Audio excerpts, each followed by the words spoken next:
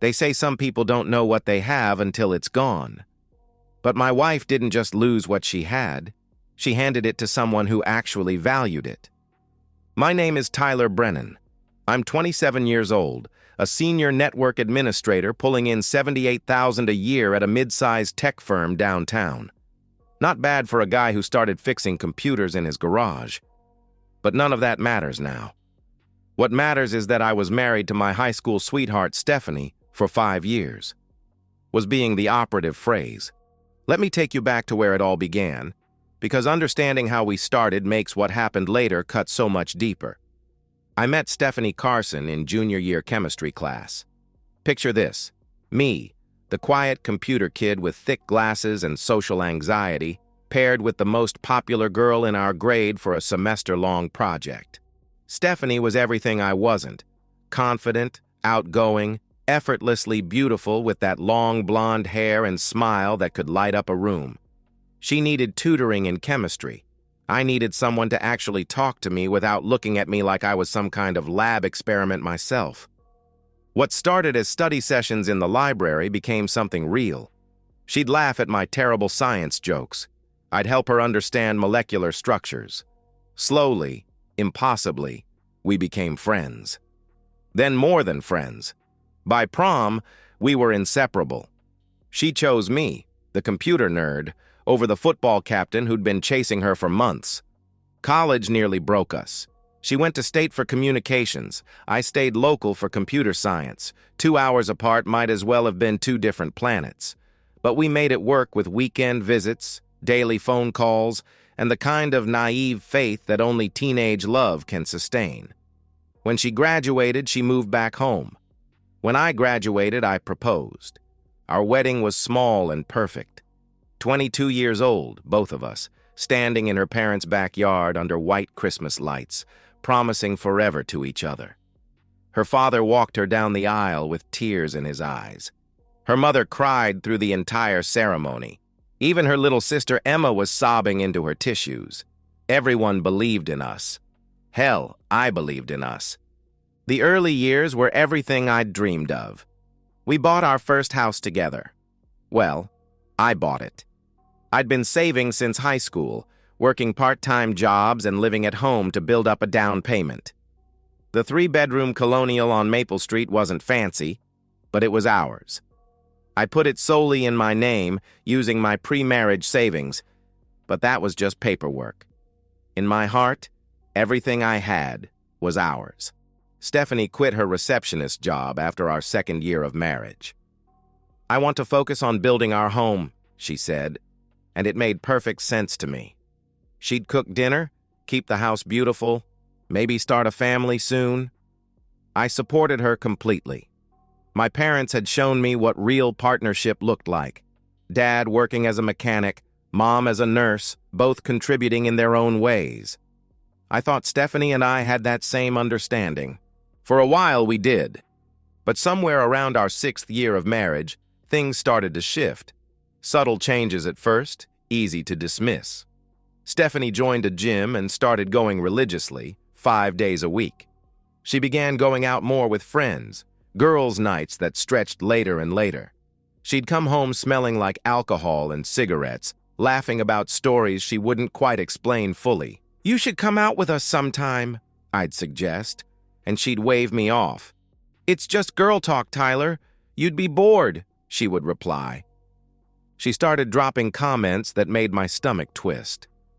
"Sometimes I wonder what would have happened if I hadn't settled down so young," she'd say while scrolling through Facebook, looking at college friends posting pictures from bars and concerts. "I feel like I missed out on so much." Her phone became a permanent fixture in her hand, always face down on the table, always with her in the bathroom, always silent when I was around, but constantly buzzing when she thought I wasn't paying attention.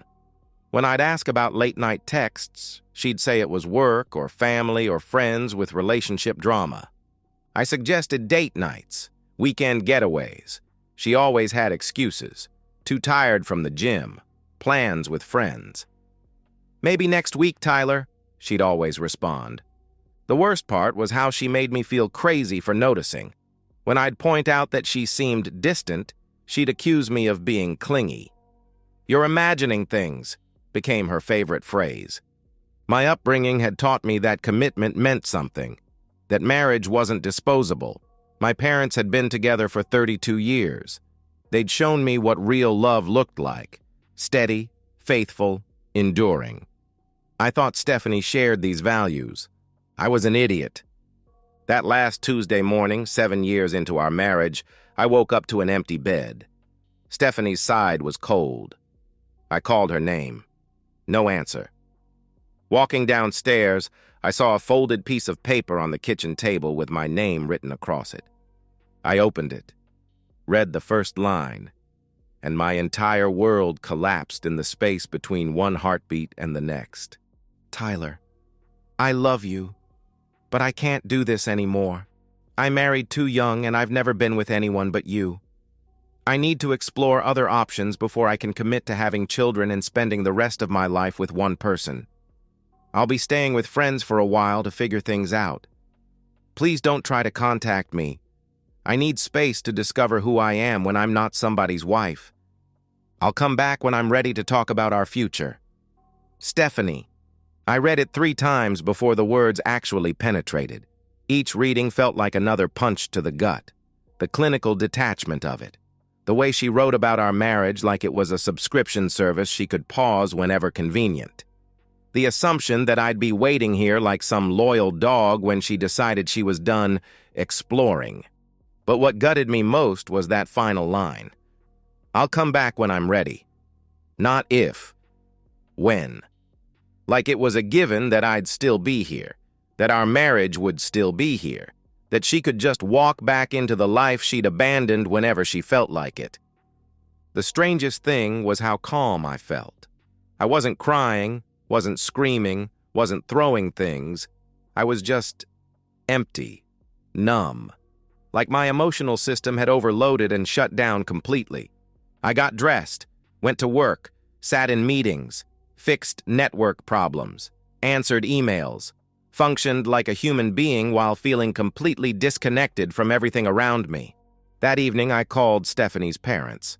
Robert Carson answered on the second ring. "Tyler, how are you, son?" He greeted me warmly. "Robert, I need to tell you something. Stephanie left this morning. She left a note saying she needs to explore being with other people before committing to our marriage," I explained.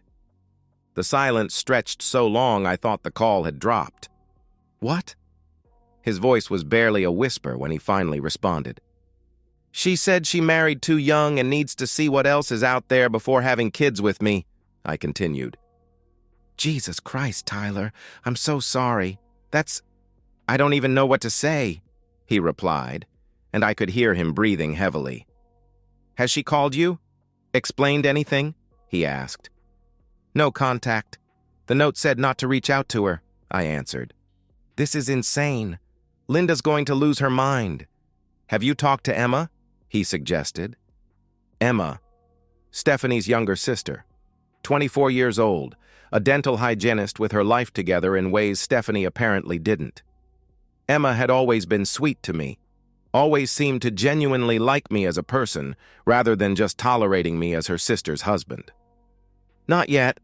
I wanted to call you first," I replied. "Tyler, listen to me. You're family.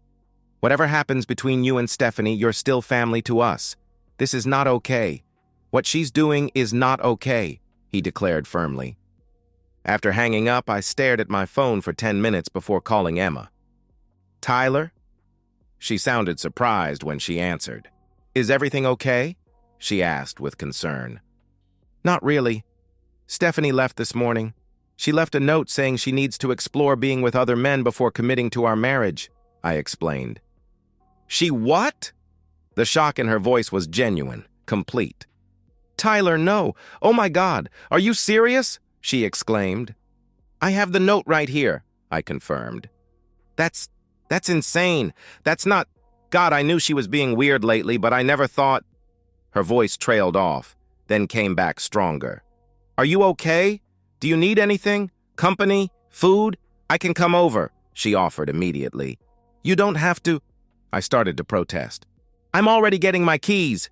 Give me 20 minutes," she interrupted decisively. Emma arrived in 18 minutes carrying bags of Thai food, my favorite, which she'd somehow remembered from family dinners. She took one look at me standing in the doorway and immediately wrapped me in a hug that lasted longer than was probably appropriate for a sister-in-law. But it was the first human warmth I'd felt all day. We sat on the couch, eating pad thai and trying to make sense of what Stephanie had done. I noticed she'd been restless, Emma admitted quietly. She kept complaining about settling down too young, about feeling like she'd missed out on her 20s. But Tyler, I told her she was being ridiculous. I told her you were a great guy and that she should appreciate what she had, she explained. You said that to her? I asked, surprised. Multiple times.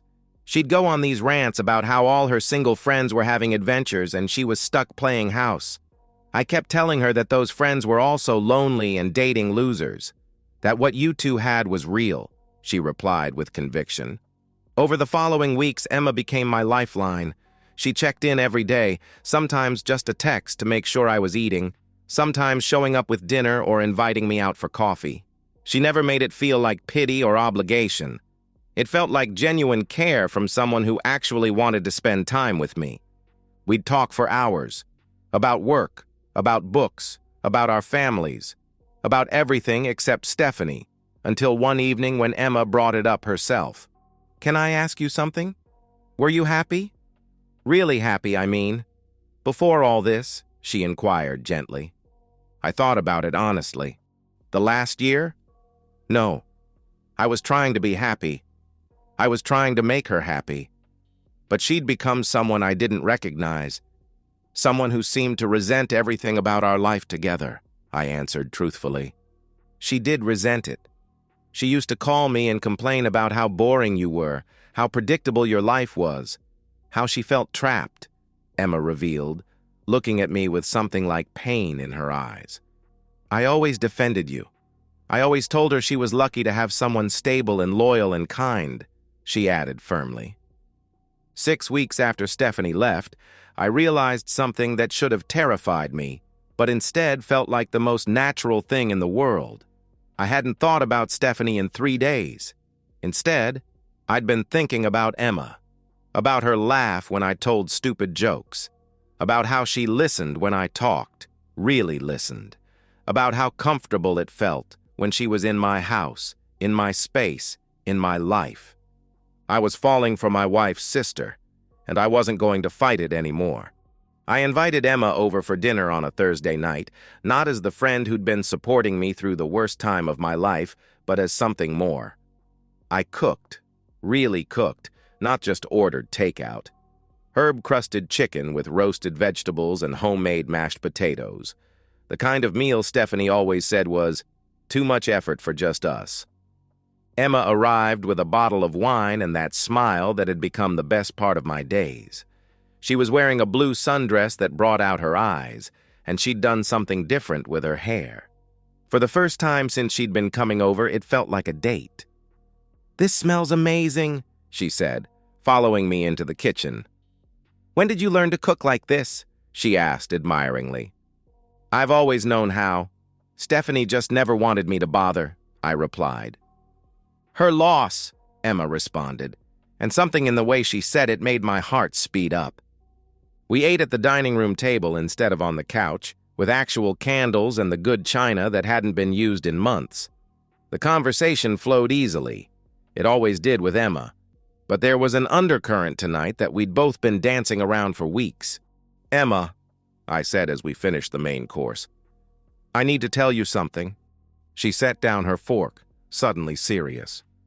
"Okay," she replied quietly.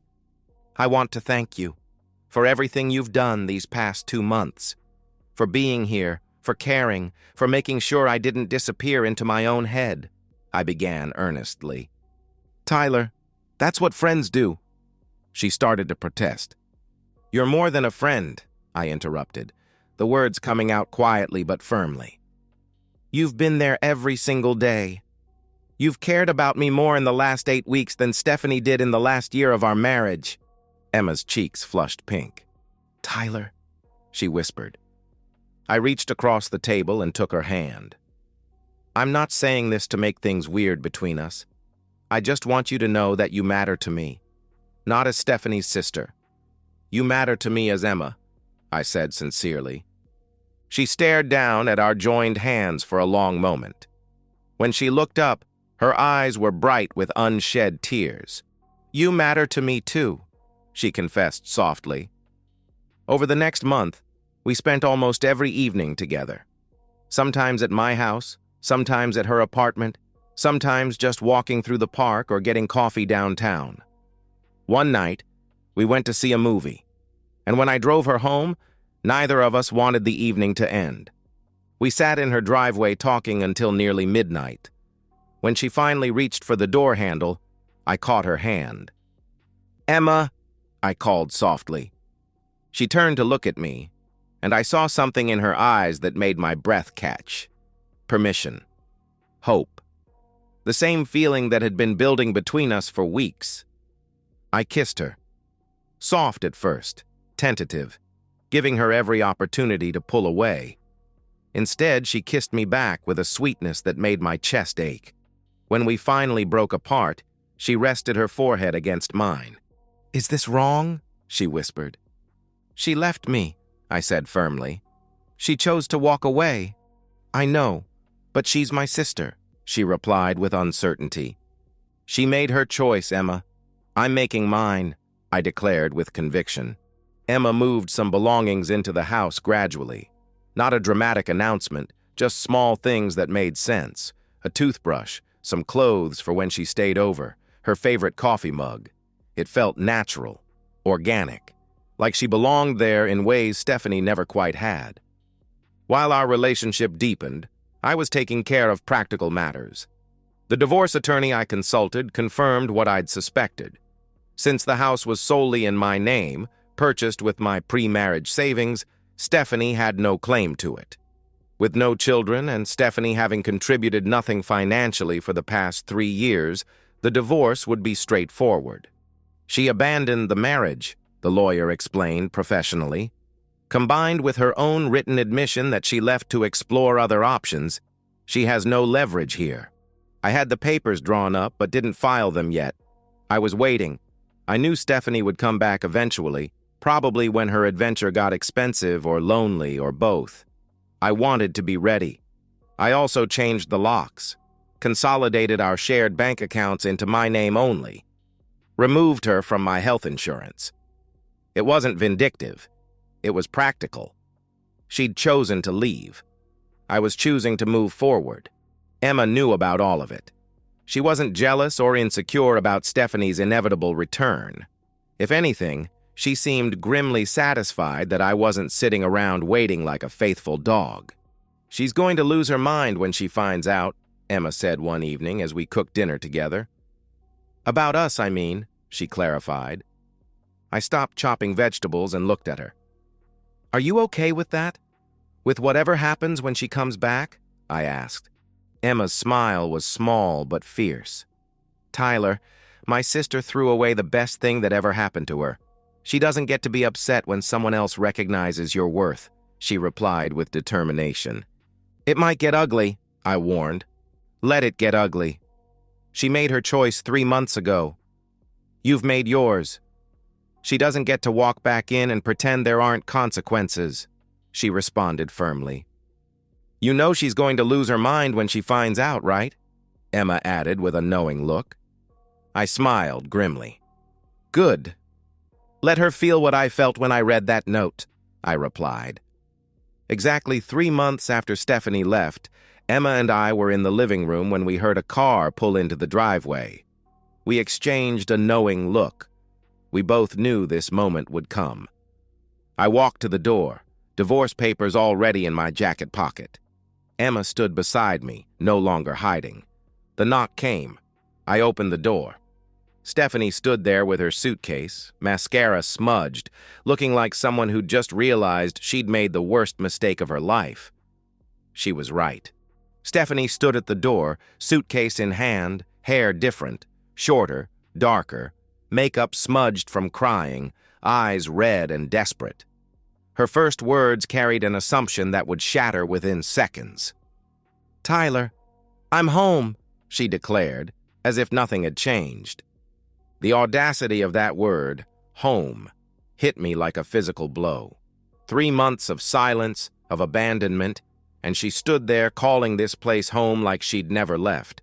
Like the note on the kitchen table had been some minor misunderstanding instead of a declaration of war on our marriage. I didn't move, didn't speak. My silence was more powerful than anger would have been. Stephanie's eyes drifted past me into the house, and she saw Emma in the kitchen making coffee, wearing one of my old college sweatshirts. The sight hit her like a sledgehammer. "Emma, why are you here?" she asked with growing confusion. Emma walked forward calmly, stood beside me with natural intimacy, and delivered the line that shattered Stephanie's world. "I live here now," she stated matter-of-factly. Stephanie's face drained of color. "What?" she gasped in disbelief. The horror, the dawning realization, it all hit at once. My voice was cold, emotionless when I spoke. "You left. You made your choice. I made mine." Stephanie's desperation erupted like a dam bursting. "Tyler, please. I made a mistake. I realize that now. I want to come home. I want us to work on this," she pleaded frantically. She was crying, mascara running, hands shaking as she reached for me. I didn't flinch. I reached into my pocket and pulled out the envelope of divorce papers, handed them to her. "What's this?" she asked, though she knew, but she was denying reality. "Divorce papers. Sign them," I ordered coldly. Stephanie's hands shook as she opened the envelope, read the first page. The reality of permanent consequences hit her hard. "Tyler, no. Please. I love you. I was confused. I just needed time," she begged desperately. I cut her off with brutal precision. "You had time. You chose to throw away 7 years for strangers. Now you're dealing with the consequences." "I made a mistake. People make mistakes." Stephanie's voice rose to a shriek, desperate and grasping. Emma stepped forward then, and this moment was critical. Emma wasn't catty or cruel, she was simply honest. "You didn't make a mistake, Stephanie. You made a choice. You walked away from a good man because you were selfish. And now he's found someone who actually values him," she declared calmly. Stephanie turned on her sister with venom. "You're sleeping with my husband?" she accused angrily. Emma's response was calm, final. "Ex-husband. As soon as you sign those papers," she corrected firmly. Stephanie collapsed to her knees on the doorstep, sobbing with complete breakdown. "Please, Tyler, please, give me another chance. I have nowhere to go. I spent all my money. I have nothing," she cried desperately. This detail revealed what her exploration actually was. Probably spending money on hotels, bars, dates with other men, attempting a lifestyle she couldn't afford. I looked down at her with no pity, no anger, just absolute finality. "Sign the papers. Leave them in the mailbox. Don't come back," I commanded coldly. I closed the door. Inside, Emma squeezed my hand supportively. Outside, we heard Stephanie pounding on the door, sobbing, begging. We didn't open it. I made coffee. Emma sat beside me. We waited in silence. After an hour, the pounding stopped. A car engine started. Stephanie left. 2 weeks later, signed divorce papers appeared in the mailbox. Stephanie signed everything. She had no leverage, no claim, nothing. My attorney confirmed it was finalized quickly due to the clean circumstances. No children, no shared property, no financial entanglement. Stephanie got absolutely nothing, but she wasn't done trying. 2 weeks after the divorce was final, Stephanie returned late at night. She was thinner, exhausted, desperate. She knocked. I opened the door with Emma behind me. "Tyler, please, I need help. I need money. Just $1,000. I haven't eaten in days. I have nowhere to go," she begged pathetically. My response was the final nail. "F off, Stephanie," I said with finality. Emma added without malice, just truth. "Get a job, like the rest of us," she suggested simply. I closed the door again. We didn't open it again. Sometimes the best revenge isn't dramatic. It's just watching someone realize they threw away something irreplaceable, and that you're happier without them. 1 year ago today, I woke up to an empty bed and a note that destroyed everything I thought I knew about love, loyalty, and the woman I'd married. Today, I wake up to Emma's arm draped across my chest, her face peaceful in the morning light streaming through our bedroom window. Our bedroom, our house, our life. I'm 28 now. Emma and I have been married for 6 months. A small ceremony at the courthouse with just family and close friends. Real friends, the kind who knew what Stephanie had done and celebrated the fact that I'd found something better. Her parents were there, crying happy tears this time. Even Robert and Linda Carson, Stephanie's parents, were there, welcoming me back into their family with open arms. "You were always the son we wanted," Robert told me at the small reception afterward. "We just got confused about which daughter was smart enough to appreciate you," he admitted with regret. Work has been good to me. The promotion to network security lead came with a bump to $88,000 a year, plus better benefits. Emma still works as a dental hygienist at the practice downtown, and she loves it. We're partners in every sense of the word, financially, emotionally, practically. She contributes, she participates, she shows up. We've been renovating the house together, making it truly ours instead of a museum of my failed marriage. New paint, new furniture, new memories. The master bedroom where Stephanie used to complain about everything is now bright and warm, filled with Emma's laughter and our shared dreams. We're talking seriously about kids, something that feels natural and exciting with Emma, whereas with Stephanie it always felt like an obligation I was pushing for alone. Stephanie's trajectory has been exactly what you'd expect from someone who traded stability for novelty. She works 2 part-time jobs now, cashier at a grocery store and hostess at a chain restaurant on the weekends. She lives in a studio apartment across town, the kind of place where the walls are thin and the neighbors are loud and the parking lot floods when it rains. Her social media, which Emma occasionally checks out of morbid curiosity, tells the story of someone trying desperately to convince herself she's happy. Photos of empty cocktails with captions about living my best life, selfies with forced smiles and expensive makeup she probably can't afford, posts about knowing your worth and not settling for less, the kind of empty empowerment slogans people use when they've realized they've settled for much, much less than what they had. Her parents barely speak to her anymore. They're civil at Christmas and birthdays, but the disappointment radiates off them. They've fully embraced Emma and me as the couple they should have always recognized. Linda sends Emma recipes and calls to check on us. Robert and I go fishing on weekends sometimes, and he never mentions his older daughter unless I bring her up first. Emma's relationship with her sister is completely non-existent. They haven't spoken since that night on the doorstep 8 months ago. Stephanie can't forgive Emma for stealing me, completely unable to acknowledge that she'd thrown me away first. She sees betrayal where there was only abandonment and consequences. The few mutual friends we had have mostly chosen sides, and those sides weren't difficult to pick. In a small city like ours, news travels fast. Everyone knows what happened, that Stephanie left her devoted husband to explore other men and came back to find him with her sister. The judgment has been swift and permanent. People remember loyalty. They remember faithfulness. They remember which spouse destroyed a 7-year marriage for a 3-month adventure. Stephanie texts me occasionally, usually late at night when loneliness and alcohol collide. Apologies, regrets, begging for just one conversation to explain everything. I never respond. I've blocked her number, but she finds new ones. Emma knows about the texts and isn't threatened. We laugh about the desperation sometimes, though not cruelly. There's no joy in watching someone self-destruct, even someone who deserves it. But I'd be lying if I said there wasn't satisfaction in knowing she understands now what she gave up. That every night in her empty studio apartment, She's forced to confront the reality that her adventure led nowhere while I built a real life with someone who actually wanted to be part of it.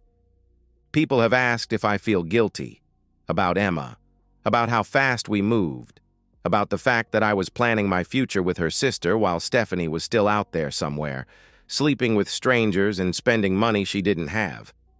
I don't. Stephanie didn't leave because of Emma. She left because she valued novelty over loyalty, excitement over stability, the fantasy of what she might find over the reality of what she had. Emma didn't steal me. She was there when I needed someone, and real connection grew from genuine care and compatibility. We didn't sneak around. We weren't unfaithful. We were two people who found each other in honest circumstances and chose to build something together. Emma showed me what real loyalty looks like, what real partnership feels like, what it means to be with someone who doesn't take you for granted, who doesn't treat you like a backup plan, who doesn't make you feel like you're lucky they're settling for you. Stephanie wanted to explore. She wanted to see what else was out there. She found out. 3 months of bar hookups and expensive dinners with men who disappeared when the novelty wore off. 3 months of pretending to be someone she wasn't, trying to keep up with a lifestyle she couldn't afford, chasing a fantasy that existed only in her imagination. And what did she find?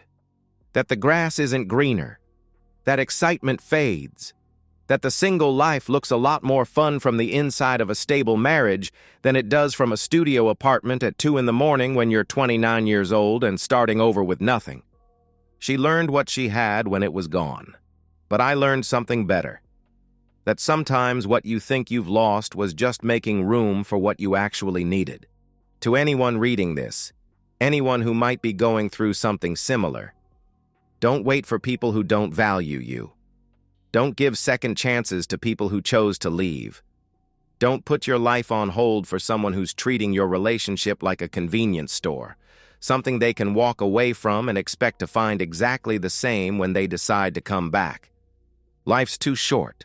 The right person is out there, sometimes closer than you think. I'm living proof of that. They say some people don't know what they have until it's gone. Stephanie learned that lesson, but I learned something better. That sometimes what you thought you lost was just making room for what you actually needed. And so, we've reached the end of today's story. Was it what you expected, or did it take a twist you didn't see coming? I'm curious to hear your thoughts. Share them in the comments below, and let's get a conversation going. If this story kept you hooked, make sure to hit that like button. And if you're new here or just haven't subscribed yet, now's the perfect time to join our community.